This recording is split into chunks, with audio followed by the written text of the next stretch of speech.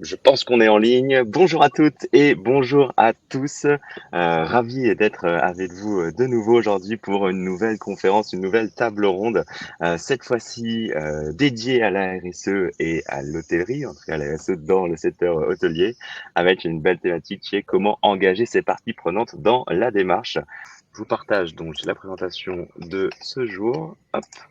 Et j'en profite, moi, pour me présenter, et après je laisse complètement la main aux intervenants.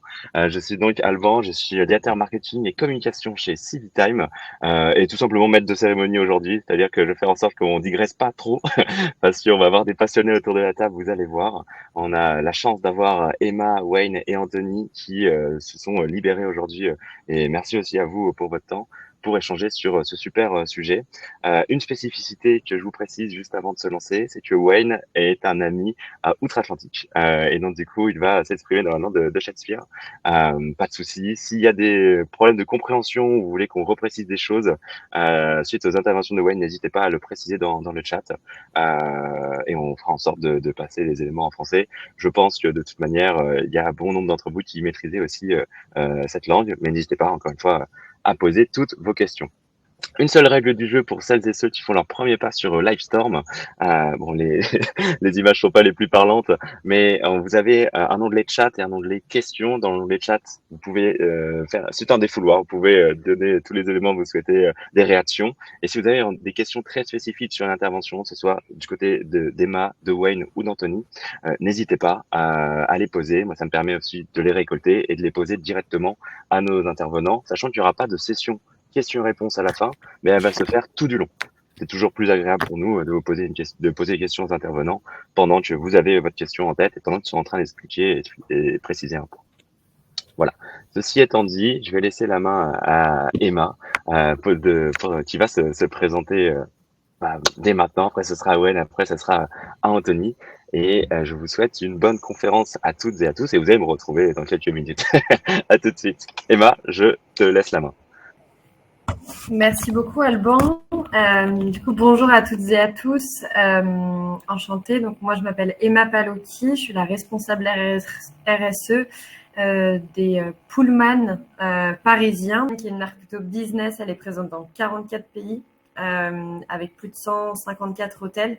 Et donc mon poste est vraiment né d'une volonté des 5 directeurs et directrices des hôtels parisiens de créer une coalition RSE pour avancer plus vite et de manière plus ambitieuse sur les thématiques RSE. Donc voilà, je suis ravie d'être parmi vous et je vous remercie pour cette invitation.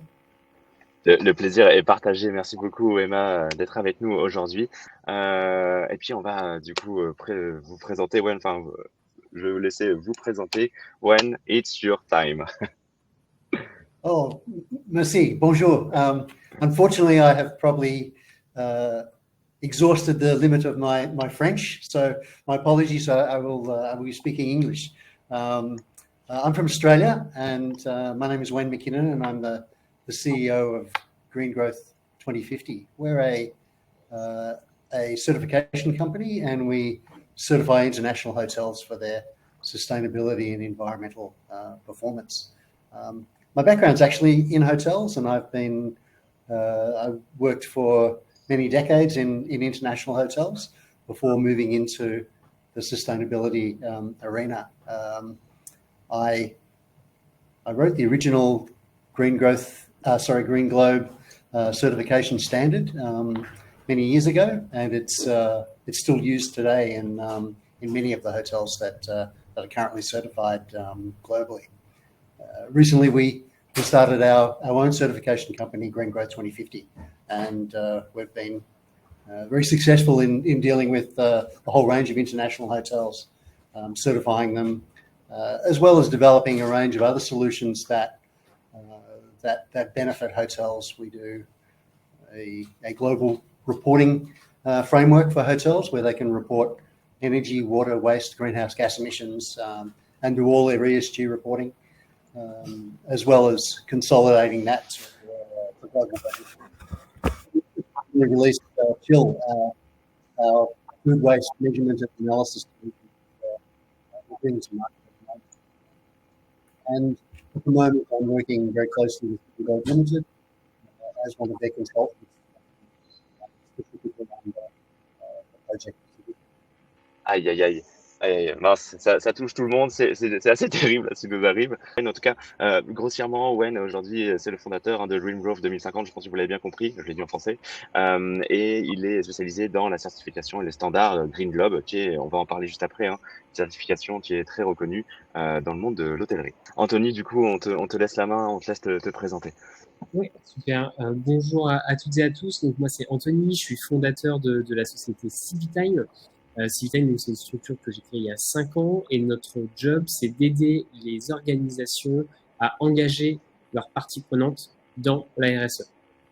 Je parle bien de parties prenantes puisque nos solutions, en tout cas nos cibles, ça peut être aussi bien les parties prenantes internes, donc les collaborateurs en entreprise. C'est le cas d'usage qu'on va vous présenter avec Emma tout à l'heure.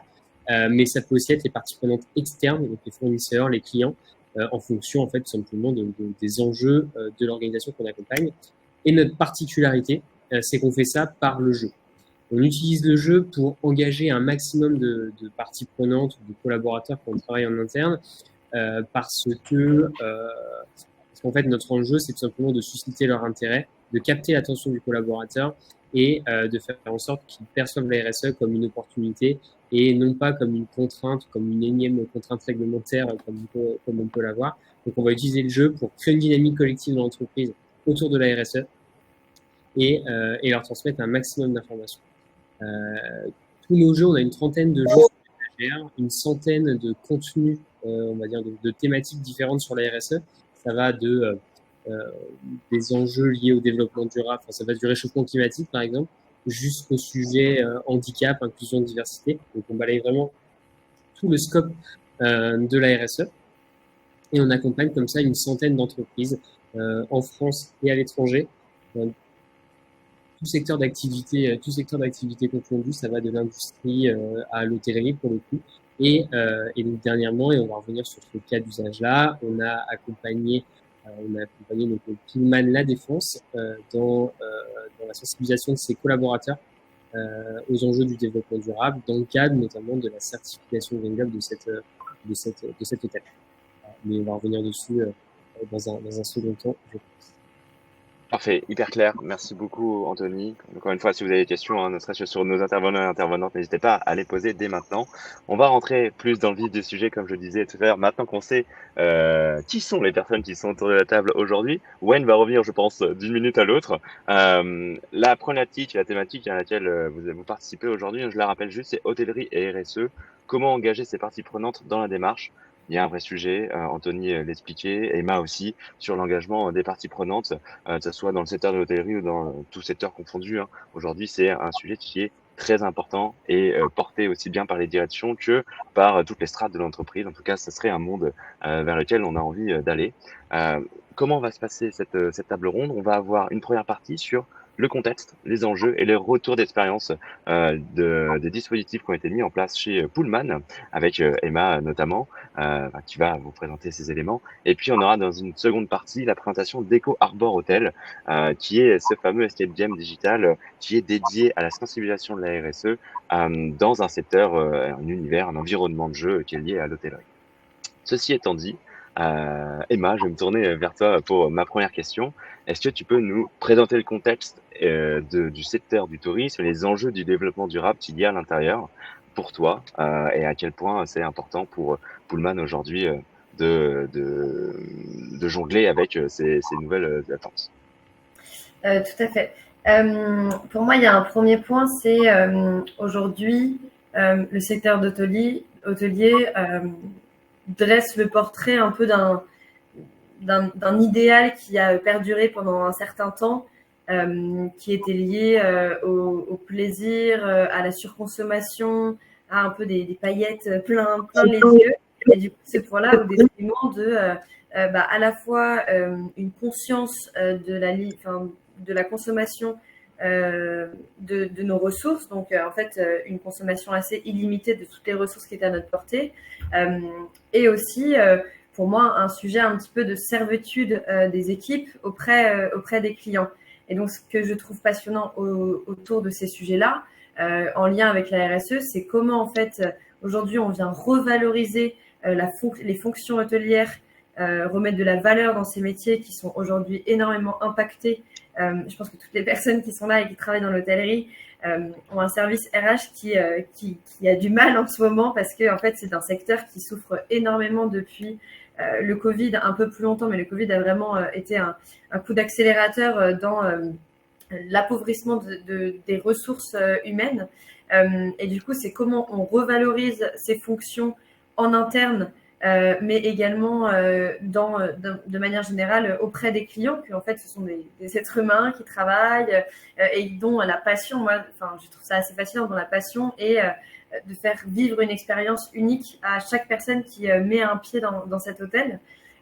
Et ensuite, c'est comment on vient. Moi, j'aime bien penser la logique de l'assise-mort, c'est-à-dire on va travailler sur moins produire, mais sans pour autant venir entraver la qualité de service et l'expérience client, mais juste on va venir l'amener autrement en engageant, en accompagnant le client à consommer différemment.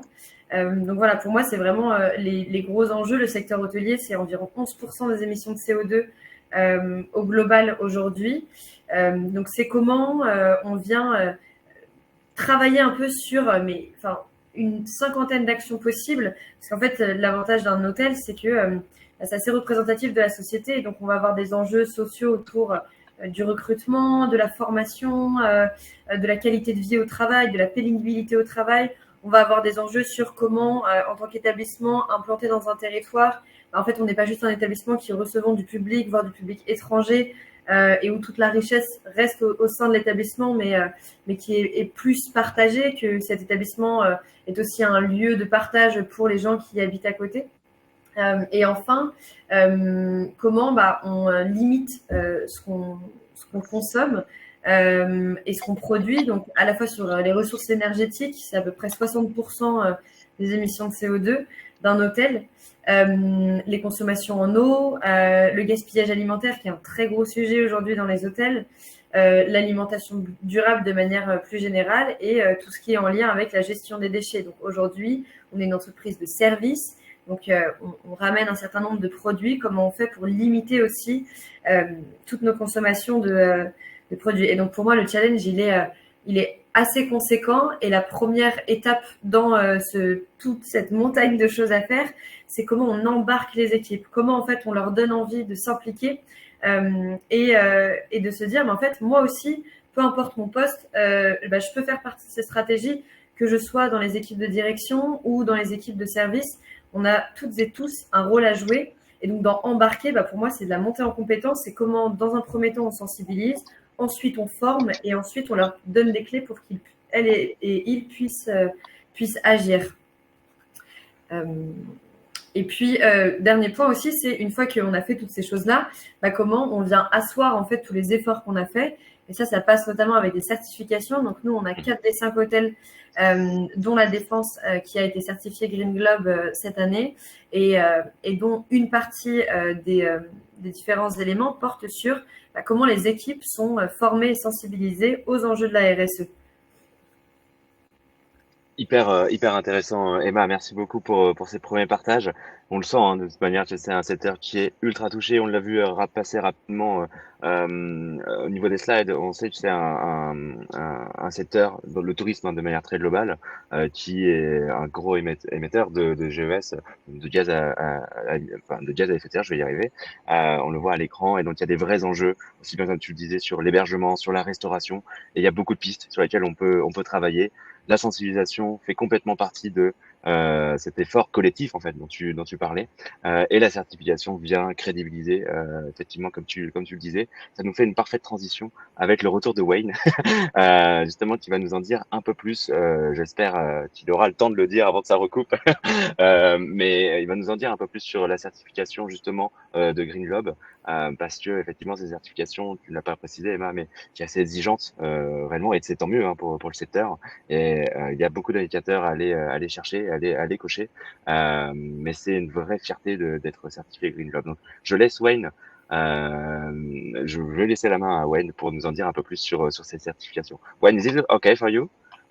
Can you hear me now? Yes, Yeah, we are. Oh, excellent. My apologies for that. finally. Thank you. Yeah, I just wanted to talk a little bit about the basis of how we structured some of the content of the game, and we felt that using the Global Sustainable Tourism Council's criteria as the basis for establishing a lot of the elements that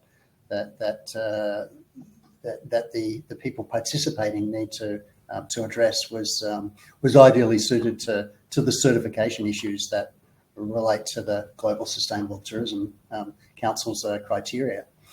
They follow a number of areas, specifically sustainability management, social and economic indicators, and cultural and, of course, environmental aspects. They're a base. The GSTC sets a base standard for a lot of the certification organisations to work with. Our standard, for example, has about 450 indicators, and naturally we didn't want to have 450 questions for you to escape the game. Otherwise, it would be very long.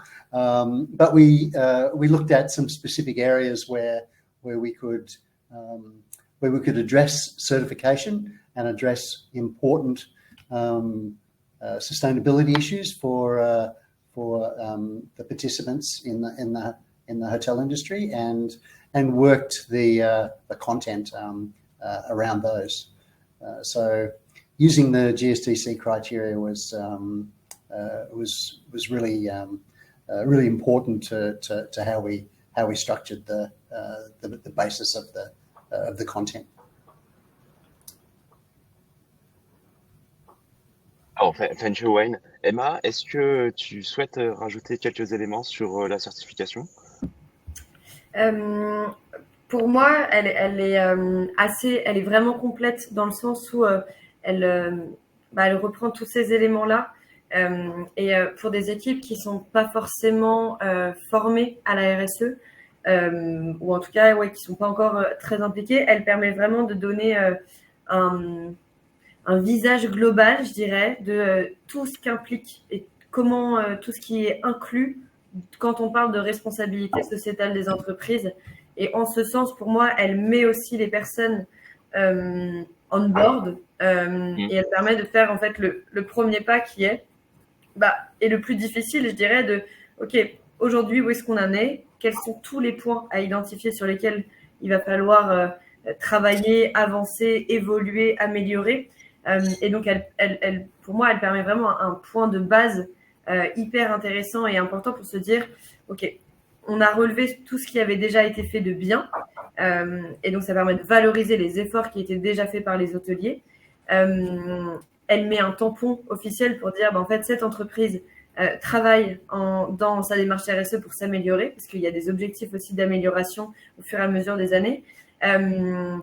Et du coup, elle permet aussi de se dire, bon, là, je suis passée sur une phase qui était un peu plus difficile, assez fastidieuse, il faut aller chercher beaucoup d'informations. Maintenant qu'on a toutes ces infos, comment on les améliore et comment on crée des nouvelles initiatives et des nouveaux projets pour pouvoir améliorer tous ces critères. Donc, pour moi, en fait, elle est le début du côté fun et challengeant de la RSE. Yes, c'est un gros morceau, mais une fois que tu as passé toutes ces étapes de récolte d'informations ou de savoir ce qui est déjà mis en place et ce que tu dois mettre en place par la suite, en fait, c'est là où tu t'éclates avec d'autres dispositifs justement de sensibilisation, comme tu le disais. Ça nous fait une jolie transition. Pour le coup, c'est une autre question que je souhaitais te poser aujourd'hui.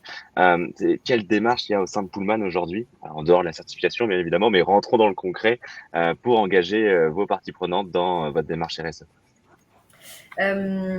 Écoutez, ça tombe très bien parce que j'ai présenté la feuille de route 2024 ce matin même. Donc du coup, juste pour une remise en perspective, moi j'ai été responsable RSE pour l'un des hôtels de la marque en ouverture, donc le Pullman Paris Montparnasse. J'ai travaillé pendant 1 an et demi avec les équipes à mettre en place une stratégie et à l'implanter et surtout à former toutes les équipes au sujet RSE. Et après, je suis partie pendant un an. Et là, je suis revenue il y a à peu près un mois et demi à ce nouveau poste-là. Donc, on va dire qu'on est aux prémices de tout le chantier qui s'annonce. Mais là, du coup, moi, ma première étape, c'est vraiment d'embarquer les collaborateurs, les collaboratrices et surtout aussi les clients à travers ce qu'on pourrait appeler des workshops avec les homologues de différents hôtels. Donc, aller à la rencontre, par exemple, les directeurs et les directrices techniques. On se met tous autour de la table et on dit, OK, aujourd'hui, nous allons parler d'optimisation énergétique avec du partage de best practices, mais aussi, en fait, à travers des ateliers ou ce genre de choses, comment concrètement on peut toutes et tous optimiser davantage nos énergies. Donc ça, pour moi, c'est la synergie des best practices. Elle permet vraiment déjà de se sentir beaucoup moins seul dans ces sujets-là et d'avoir en fait plusieurs cerveaux qui réfléchissent ensemble à une même thématique plutôt que chacun réfléchisse dans son coin à comment faire.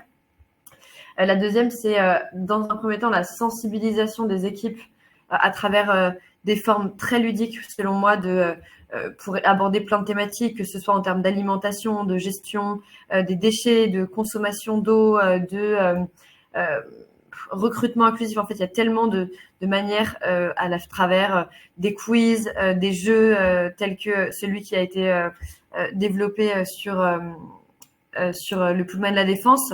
Et ensuite, c'est comment on les forme pour qu'en fait, à la fin de ces formations, elles se disent, OK, bon, là, j'ai appris beaucoup de choses. Et à la fin de tout ça, opérationnellement, je sais quel est mon rôle dans l'entreprise pour contribuer à la stratégie RSE.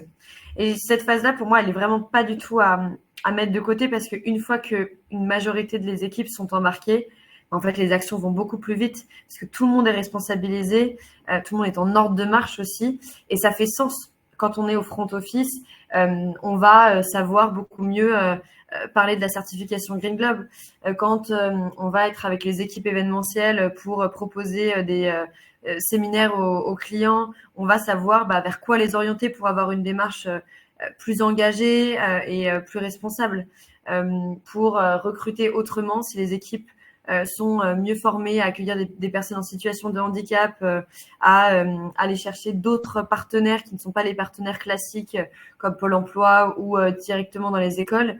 On fait venir aussi de la diversité et de la richesse. Et en fait, une fois que tous ces processus-là sont mis en place, on est dans une amélioration qui, normalement, est assez exponentielle parce que c'est pas une personne, donc moi en l'occurrence, qui porte tous ces sujets, mais c'est chaque personne qui s'est approprié sa thématique en fonction de ses responsabilités et de son département.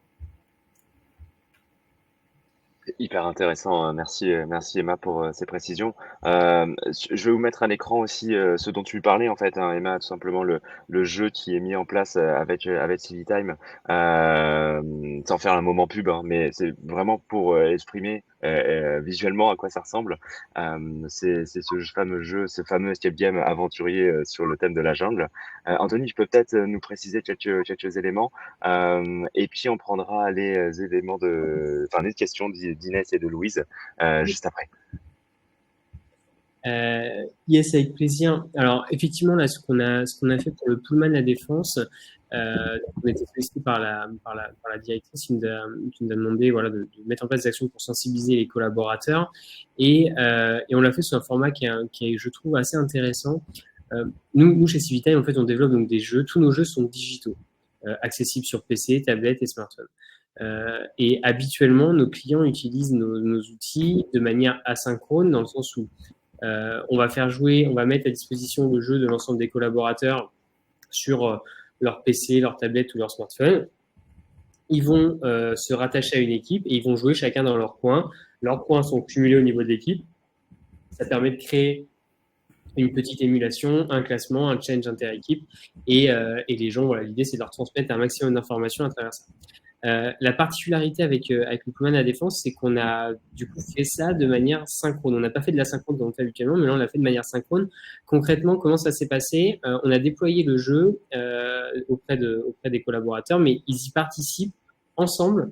En fait, il y a des ateliers. Il y a une dizaine d'ateliers, je crois, tout au long de l'année qui sont organisés qui réunissent à chaque fois une dizaine de collaborateurs. Et ils vont faire l'escape game ensemble. Donc là, c'est un escape game où on immerge les collaborateurs en équipe, donc, qui sont dans la jungle, ils doivent, à un moment, ils se perdent dans la jungle, ils doivent retrouver leur chemin. Et pour retrouver leur chemin, ils vont devoir devenir des experts du développement durable. Donc, ils vont être confrontés à des questions, à des masterminds, des mémoires, différentes modalités pédagogiques qui vont permettre de transmettre des messages, qui vont aussi ouvrir des discussions. Et c'est ça qui est particulièrement intéressant quand on le fait de manière synchrone. C'est-à-dire que, tiens, à ton avis, ils sont autour de la table, ils vont dire, à ton avis, là, quelle est la bonne réponse? Ah ben non, moi j'aurais plus dit ça pour telle ou telle raison. Ah mais non, moi j'ai entendu ça, etc. Et c'est là où c'est vraiment génial, parce qu'on va vraiment les faire discuter du développement durable et de la RSE. Et c'est comme ça que les messages vont s'ancrer et qu'on va créer une dynamique collective sur la thématique. Donc, c'est ce qu'on a fait pour le domaine de la défense, en l'occurrence, avec ce système synchrone, en présentiel. Et donc, on est sur des épisodes assez courts à chaque fois. C'est 5 épisodes de 10 minutes. Et chaque épisode porte sur une thématique. Je ne sais plus si on a mis le Canva. Bon, non, on l'a pas forcément mis là. Mais en gros, ça aborde tous les sujets liés au développement durable, en lien notamment avec la certification Green Globe qui a été mise en place. Yes, en effet, on n'a pas mis le Canva ici, mais je pense que ça reprend les points qui ont été précisés par Wayne tout à l'heure, que je vous remets à l'écran, effectivement. Donc merci pour ces précisions, Anthony, par rapport à ces éléments. Et surtout la mise en place du jeu dont on discutait avec Emma. Vous avez à l'écran ces 3 piliers de la réussite. Peut-être que je vous invite à commenter, Anthony ou Emma, même si vous avez commencé à le faire, sur comment on arrive à embarquer justement ces parties prenantes en passant par ces sessions de sensibilisation, par ces sessions de formation. Qu'est-ce qui fait que ça fonctionne surtout? Je peux commencer moi sur le point 2, tiens, et Emma, je te laisserai prendre le point que tu veux. Moi, ce qui est un peu à la genèse un peu de la création de Civitime, je vais être assez trivial dans ce que je dis, mais en gros, si vous voulez que la RSE soit perçue non pas comme une énième contrainte réglementaire et comme un sujet, excusez-moi le terme, mais aussi chiant que la RGPD, il faut pas du tout les sensibiliser de la même manière. Et c'est vraiment notre positionnement, c'est la RSE, c'est pas une contrainte, la RSE, c'est une opportunité. Donc, on va pas les former avec des e-learning qui sont ennuyeux, que personne n'a envie de faire, parce que du coup, la perception qu'ils vont avoir, c'est que effectivement, c'est une énième contrainte, et c'est absolument ce qu'on veut rompre avec ça. Et donc, des dispositifs gamifiés, où c'est en équipe, dans des univers visuels qui sont plus immersifs, avec une histoire, etc., clairement, ça fait la différence. Et du coup, vous allez vraiment leur permettre de percevoir la RSE d'une manière différente que tous les autres sujets plus réglementaires et un peu moins sympas que vous allez pouvoir aborder. Donc, pour nous, c'est un super moyen de rompre, on va dire, avec les dispositifs habituels.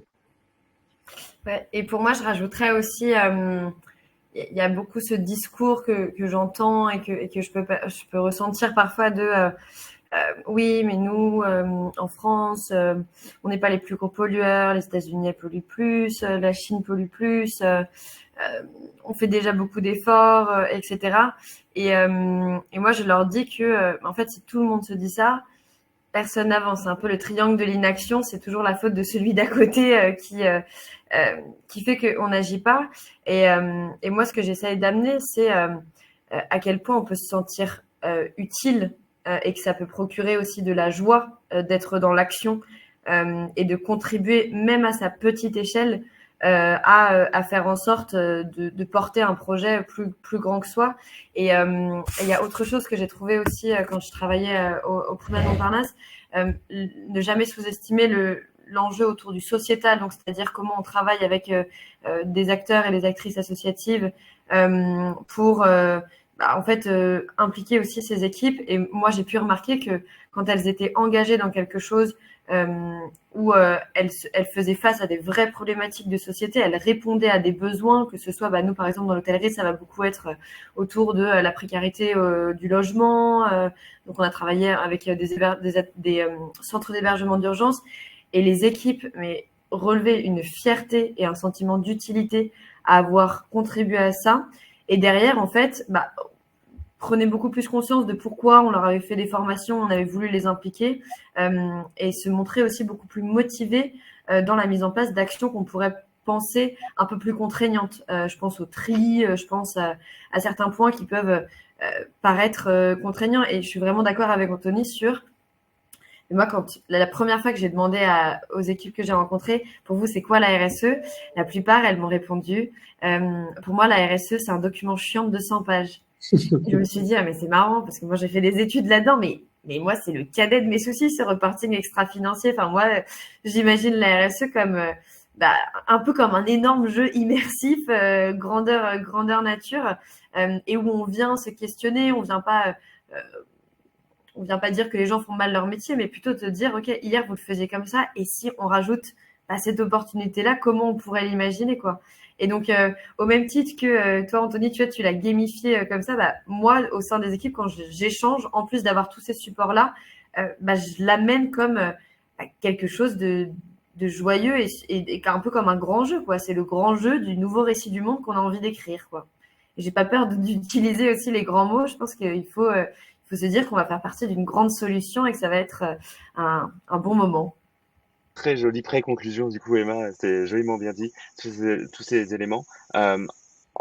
Il nous reste quand même ce pourquoi aussi vous êtes venus aujourd'hui, je pense, partir à la découverte d'EcoArbor. Anthony, ça peut être intéressant, toi, de ton côté, de repréciser comment tu réfléchis avec tes équipes ce genre de dispositif, comment tu réponds à ces questions auprès des clients, comment j'engage les parties prenantes dans ma démarche, et ensuite de passer directement à la démonstration, parce que le temps file malheureusement, et il y a beaucoup aussi de questions, de réactions sur le chat, et les questions que je vois qu'Emma y répond en live, donc c'est parfait, il y a une belle synchro.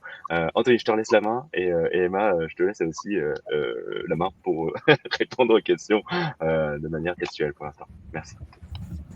Ouais, alors effectivement, pour remettre un peu de contexte dans tout ça, en fait, alors, effectivement, on parle depuis tout à l'heure de gamification, de jeu. Ok, c'est super, mais en fait, le jeu, c'est qu'un support. C'est qu'un support pour agir sur des leviers psychosociaux notamment, qui vont renforcer l'engagement des collaborateurs. Et en fait, à la base de Civitime, à la base de tous les produits qu'on crée, on travaille depuis le début avec des psychologues du travail. Et le job de nos psychologues, c'est d'identifier quels sont les leviers psychosociaux sur lesquels il est nécessaire d'agir pour faire qu'un collaborateur soit davantage engagé dans une démarche RSE. Et en fait, de ces leviers psychosociaux, on a créé des mécaniques de jeu.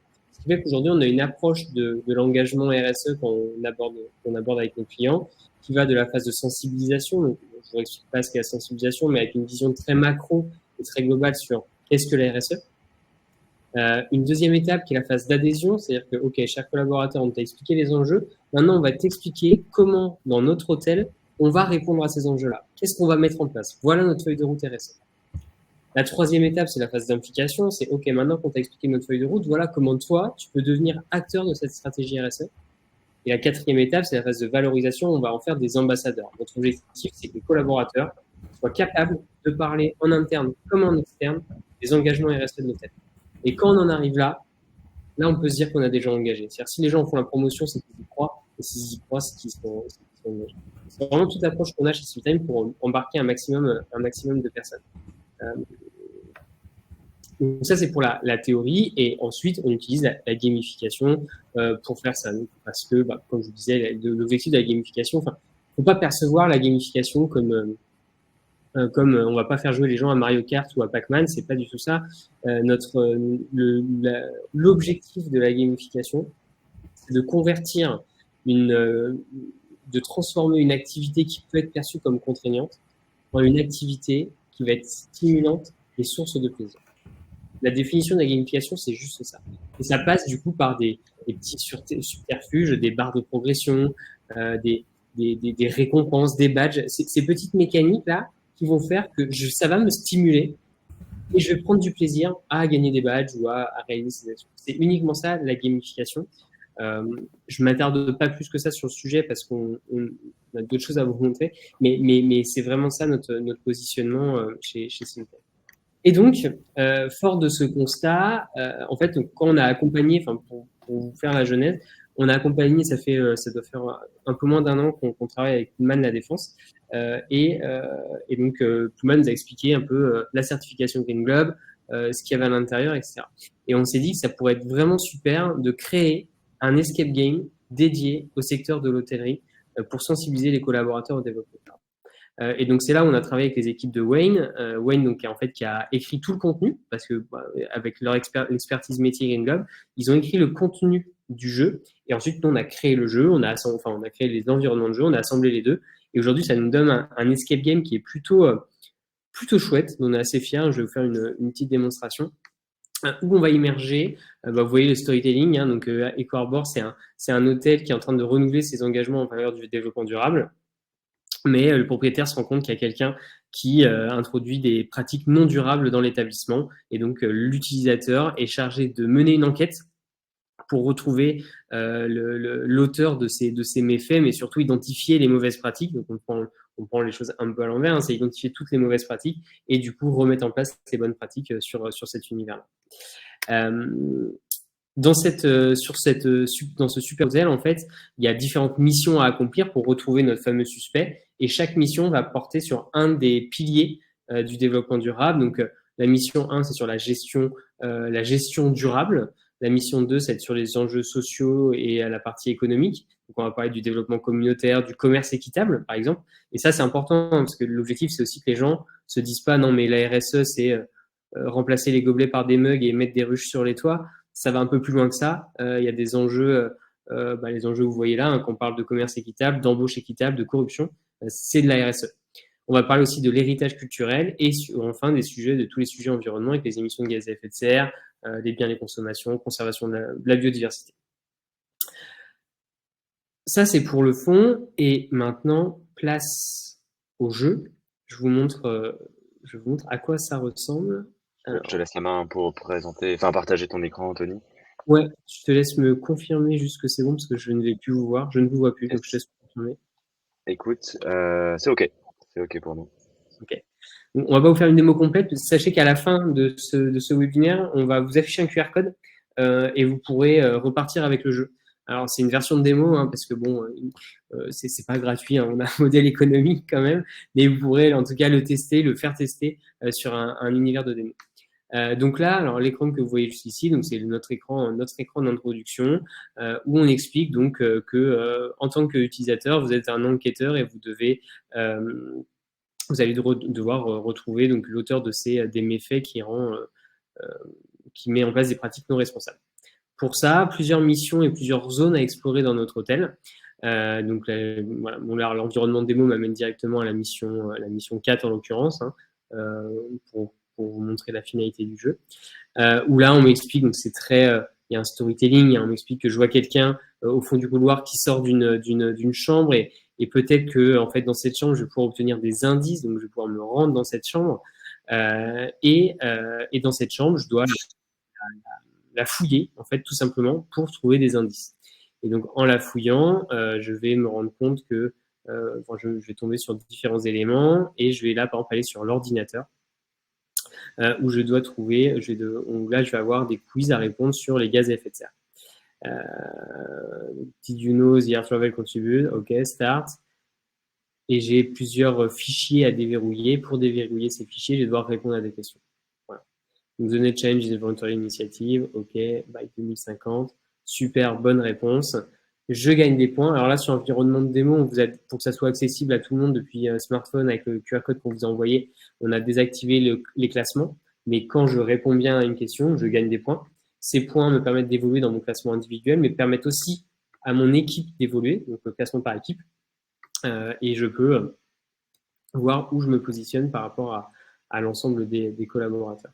Donc à chaque fois, on va modifier les modalités pédagogiques. Donc parfois, on va avoir des textes à trous, parfois, on va avoir enfin là, en tout cas, en l'occurrence, on n'est que sur les textes à trous.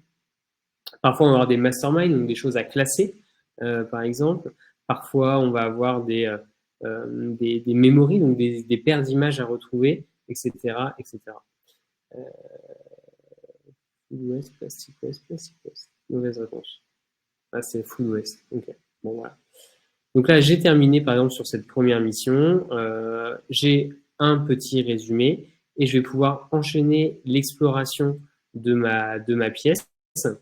Et on me dit que je dois aller sur l'air comprimé. Je vais sur l'air comprimé et là, je vais avoir d'autres questions auxquelles je vais devoir répondre sur donc pareil un même format, mais des modalités un peu différentes. Vous ne pouvez pas la démo en intégralité, vous avez compris le principe. Donc le format dure, ce jeu complet dure, il est fragmenté en 4 missions de 7 minutes. D'accord. Le collaborateur peut faire 7 minutes, revenir le lendemain, faire encore 7 minutes, etc.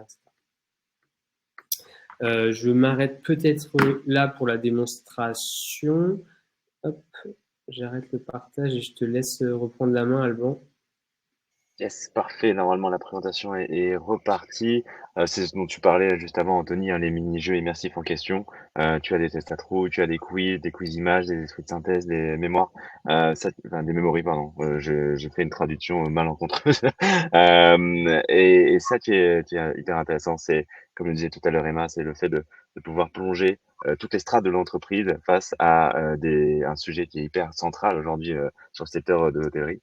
On se rend compte que tout le monde a le même niveau généralement et qu'on peut tous se tromper et qu'on va tous se tromper et ça va générer de vraies interactions, que ce soit à distance et je sais pas si tu l'as vraiment précisé Anthony, mais là on est sur un format qui est asynchrone et donc sur du digital avec des équipes, hein, ça par contre tu l'as bien dit, mais effectivement ça va permettre de créer une vraie cohésion d'équipe même à distance, parce que on va se tromper mais d'autres vont réussir et ça qui crée un vrai engouement autour du projet. Ouais, Donc ça parlait Emma tout à l'heure. Effectivement, l'avantage, hein, c'est que ce dispositif, par exemple, donc, il a été imaginé asynchrone. C'est-à-dire que je peux jouer, admettons, on peut être 10 dans la même équipe, mais moi, je vais jouer à 6 heures du matin, d'autres vont jouer à midi, nos points sont cumulés, et ça crée quand même cette émulation. Mais il peut également être joué de manière synchrone. C'est-à-dire que, suivant la manière dont on l'a fait le plus à défense, demain, n'importe quel hôtel pourrait faire la même chose en créant des ateliers de 1 heure, 2 heures, où les collaborateurs vont faire l'escape game ensemble, avec un animateur ou pas. L'objectif, c'est que ça soit autoporté, donc il n'y a pas forcément besoin d'un animateur. Mais s'ils le font ensemble, le gros avantage, c'est que ça les fait discuter, échanger dessus, et ça, c'est quand même très fort, hein, de les faire se dire, maintenant, moi, je pense que c'est ça qui consomme le plus pour telle raison. Enfin, derrière, là, vous créez vraiment un engouement collectif. Top. Tu parlais tout à l'heure d'une version démo, tu parlais du fait que c'était une version démo parce qu'il y avait un business model derrière. Est-ce que tu peux nous en dire un tout petit peu plus sur justement ce côté modèle économique qu'on retrouve aussi bien pour ce qui a été mis en place chez Pullman que pour le jeu surtout que tu as présenté. Ouais. Et puis après, je redonnerai la main aussi à Wayne pour préciser des éléments sur les standards dont il a parlé tout à l'heure. Ça fera une jolie conclusion, je pense. Et Emma, bien évidemment, si tu veux commenter, n'hésite pas. Ouais. Oui, juste sur la partie modèle économique, hein, donc le produit, enfin le jeu là qu'on vous a présenté, c'est un jeu qui c'est un jeu donc qu'on commercialise avec un modèle qui va dépendre du nombre de collaborateurs. Mais en gros, à partir de 4 500 €, on peut mettre en place le jeu pour un client sur un environnement technique qui est dédié. Donc, c'est que vos collaborateurs qui ont accès à ça et ils peuvent se challenger dessus. Ça, c'est le prix pour la version, on va dire, de base. Et ensuite, si on souhaite personnaliser du contenu, par exemple, ça peut arriver, par exemple, la chambre d'hôtel dans laquelle je me suis infiltré tout à l'heure, peut-être que les questions sur l'ordinateur, vous aimeriez les personnaliser à votre stratégie RSE. Ça, c'est possible, on peut le faire. En tout cas, on a imaginé le jeu comme pouvant le faire. Et dans ce cas, effectivement, il y a des coûts de personnalisation à ajouter en fonction du volume et la quantité que vous voulez faire. Donc, assez classique. Mais voilà un peu comment ça fonctionne. Je pense que c'est très clair. En tout cas, je vois pas de questions dans le chat, donc ça a l'air plutôt entendu. Ce dont tu parlais tout à l'heure, Anthony, hop, je le remets ici, c'est la version démo. Si vous prenez votre téléphone et que vous flashez, vous allez pouvoir arriver directement sur l'environnement que vous a présenté Anthony. Si vous êtes vous-même sur téléphone, ça va être un peu plus compliqué. Et là, je vous envoie un message dans le chat. Vous allez pouvoir juste cliquer sur le lien à pouvoir justement découvrir ce mode démo. Wayne, du coup, je me tourne vers vous, enfin vers toi pour terminer peut-être cette session. Could you tell us a little bit more about the framework, please, Wayne? Yes, can you hear me now? Yeah. Yeah. Yeah, excellent. Yeah, my apologies for earlier with the technology. If you'd heard me earlier, I would have told you that I'm actually Australian.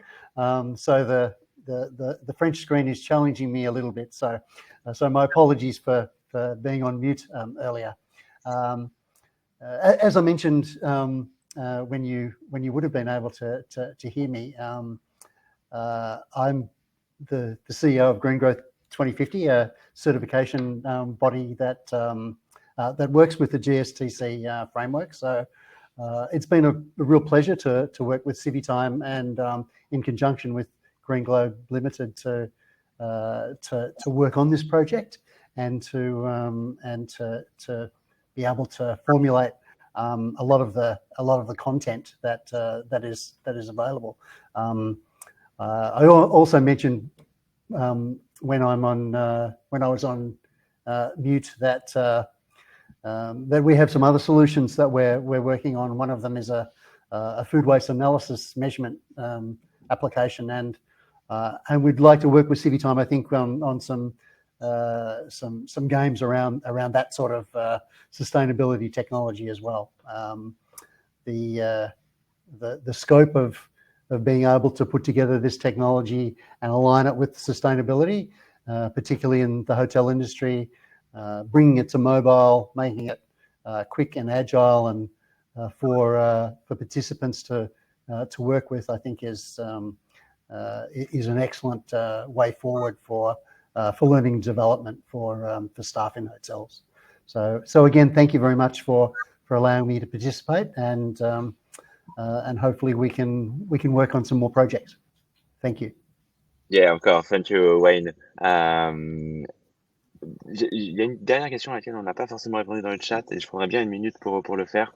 C'est une question de René qui me disait, quid des autres parties prenantes? On a beaucoup parlé des collaborateurs, on a pas mal parlé des clients aussi. On a une question sur comment on fait, quels instruments, quelles démarches on met en place pour onboarder aussi ces autres parties prenantes, donc notamment fournisseurs, partenaires, parce que la gamification, selon certains, ça peut être un peu plus compliqué. Donc Anthony ou Emma, peut-être aussi, vous avez des éléments de réponse. Oui, moi, ce que je répondais sur le chat, c'est step by step. Et moi, je pars du principe que plus les équipes sont engagées, plus elles pourront elles-mêmes en fait aller faire des demandes auprès des fournisseurs parce que elles sauront quelles sont les thématiques à aborder.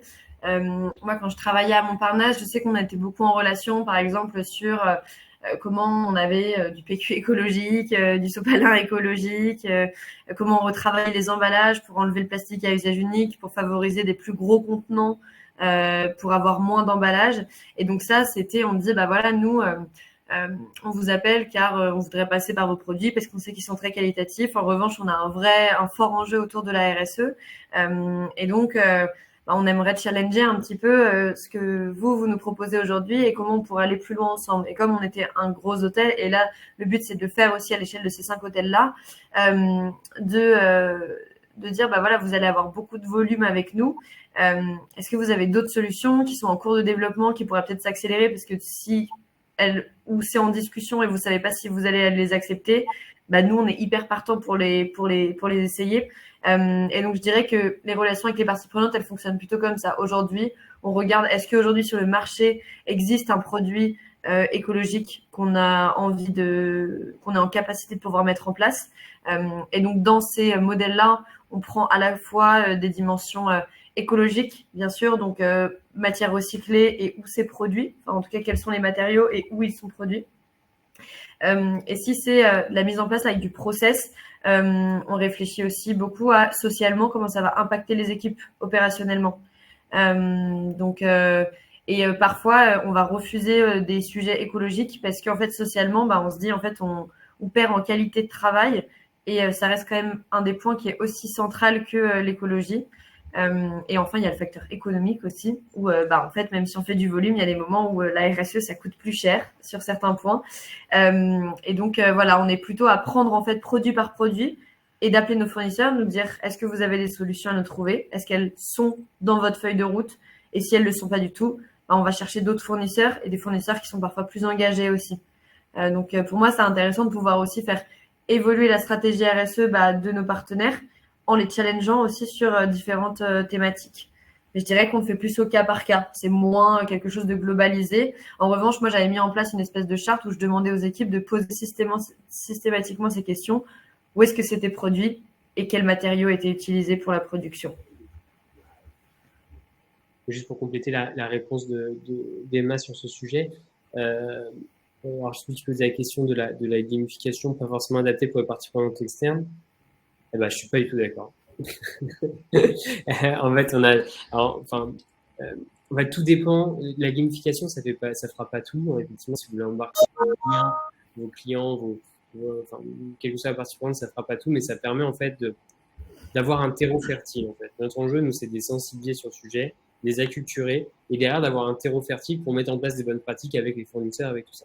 Et c'est là-dessus où la gamification est intéressante, c'est d'expliquer le pourquoi avant de commencer à les contraindre, si on parle de fournisseurs par exemple, ou de clients. On a des entreprises qui utilisent Civitime pour sensibiliser leurs clients au développement durable. On en a d'autres, on travaille avec des foncières qui utilisent certains de nos produits pour sensibiliser les occupants de leurs clients. C'est même pas leurs clients directs, c'est les occupants de leurs clients. Leurs clients, c'est ceux qui louent les bureaux. Donc, ça peut être très adapté. Il faut juste, bien sûr, adapter le message, hein, et bien se poser la question du pourquoi et se dire que ça fera pas tout.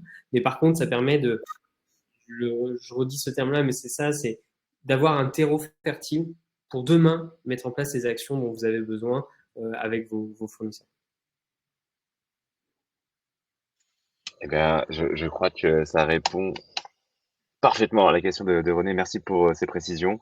On va se laisser parce qu'il est déjà 14h57. On a débordé un petit peu. Merci à vous, Emma, Wayne, Anthony, pour l'apport de vos visions, ces regards croisés qui étaient très utiles et qui étaient très intéressants aujourd'hui. Et merci à toutes elles et ceux qui sont restés avec nous jusqu'au bout, qui ont pris le temps de venir nous écouter. J'espère que vous avez passé un très bon moment en notre compagnie.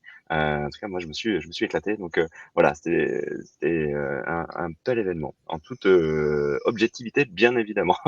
Allez, on vous laisse. Merci encore Anthony, merci Wayne, merci Emma. Et puis, on se dit à très vite pour une prochaine conférence table ronde sur un sujet forcément lié à la RSE, mais pas forcément sur ce secteur d'activité. Si vous avez des questions, vous savez où nous trouver. Et si vous ne savez pas, vous tapez juste un de nos 3 sites et vous nous retrouverez très facilement. À bientôt et bonne journée à vous. Au revoir. Au revoir. Au revoir, merci.